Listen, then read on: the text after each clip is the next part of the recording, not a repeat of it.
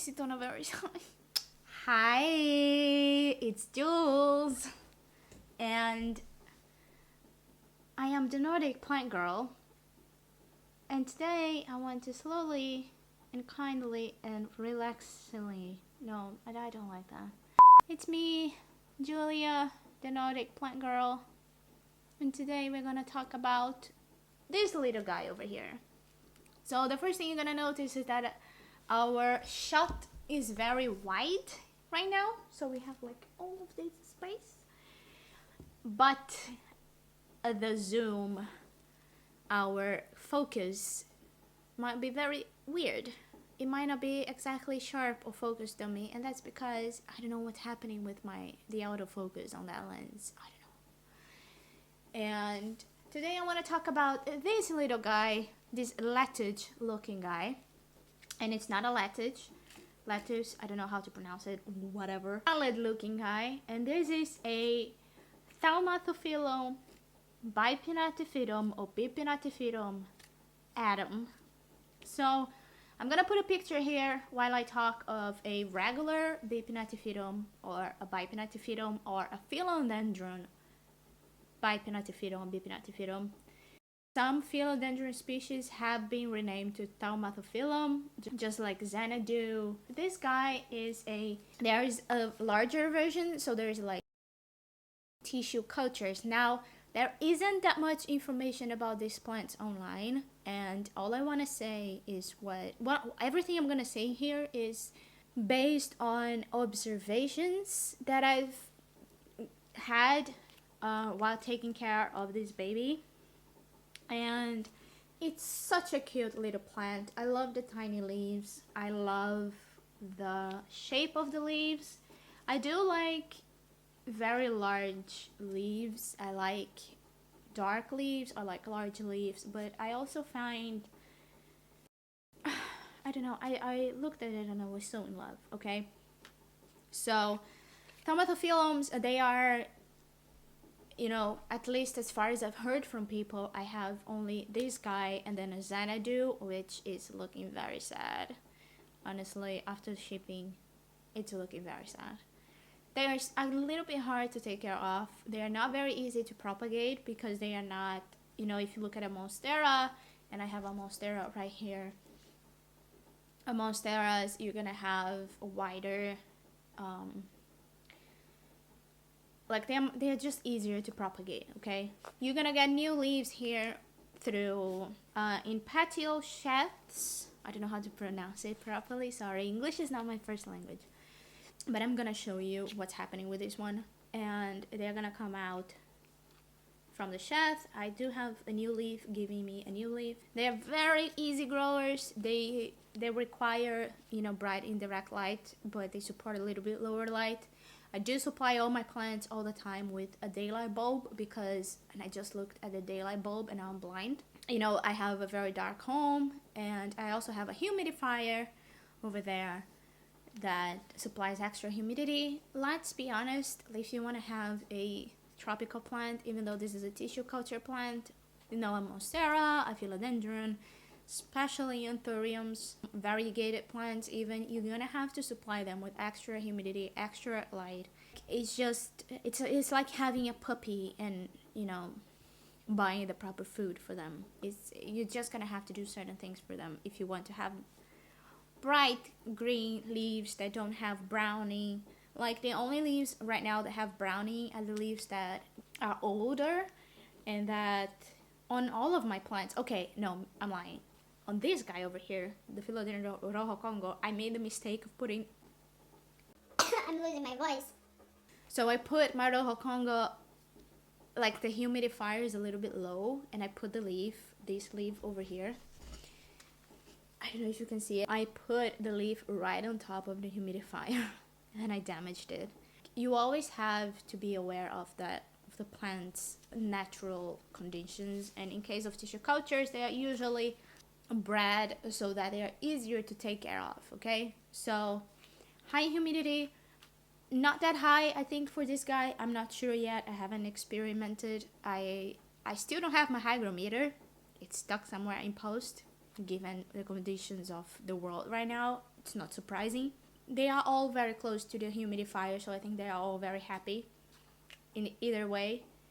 I water when the soil is dry, and I have, my special aroid mix. So here in Finland, there is a kind of soil called virhekasvimulta, which is a soil made for, I wouldn't say aroids, but because you can use with other families, but it's a soil that is used with aroids as well. So it's a little bit of a more loose soil.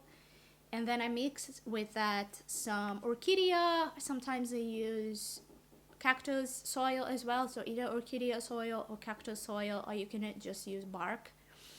And those leca little things. Semi-hydro medium, like semi-hydro.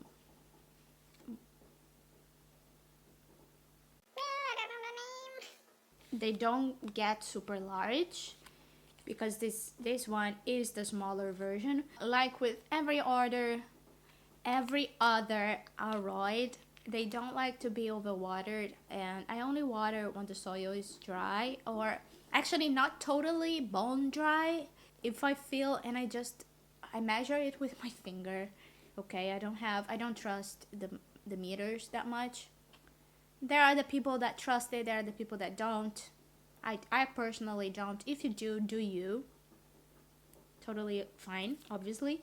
And I just go near the plant itself, where the root ball might be, and I experiment.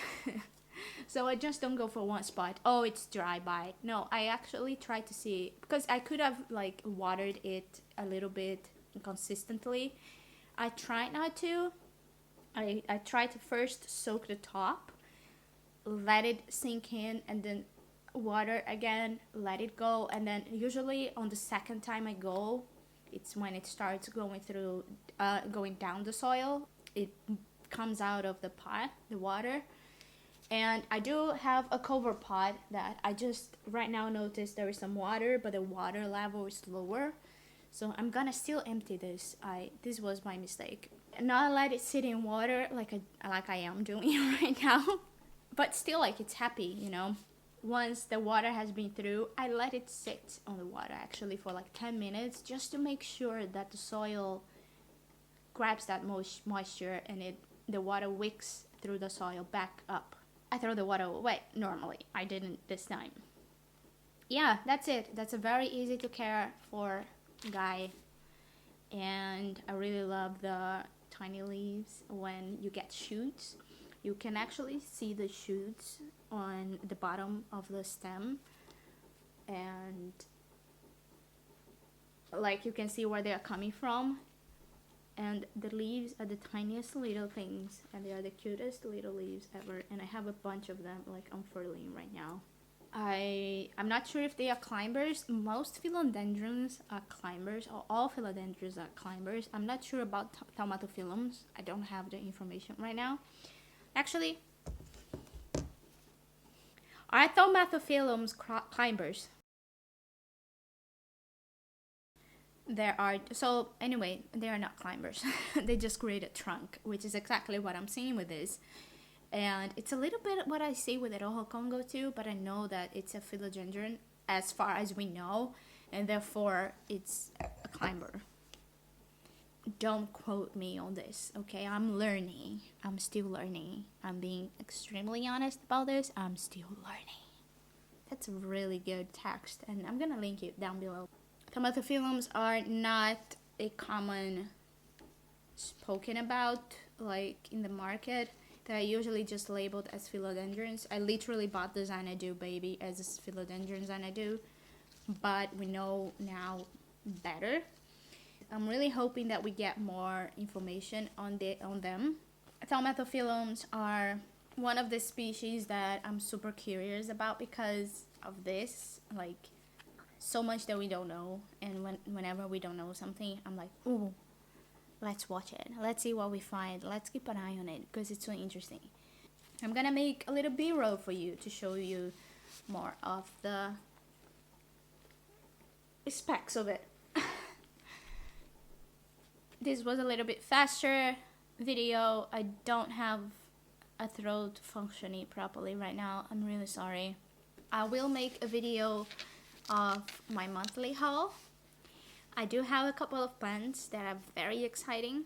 I am waiting on a very special shipment, so I would wait for the next video as well. Like and sub. Follow me on Instagram. Don't miss the next video because it's gonna be awesome. So jump on a B-roll. Woo!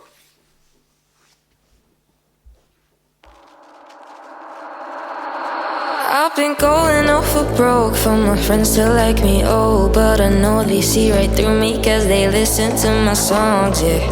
But I don't care, no baby, I don't care.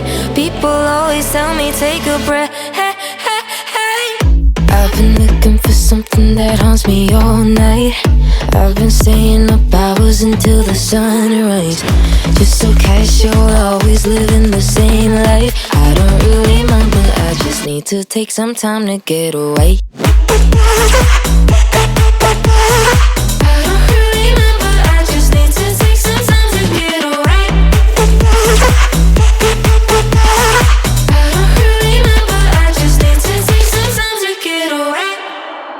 Is there something I could take for this pain to go away? Cause I've tried 100 methods and they always seem to fail.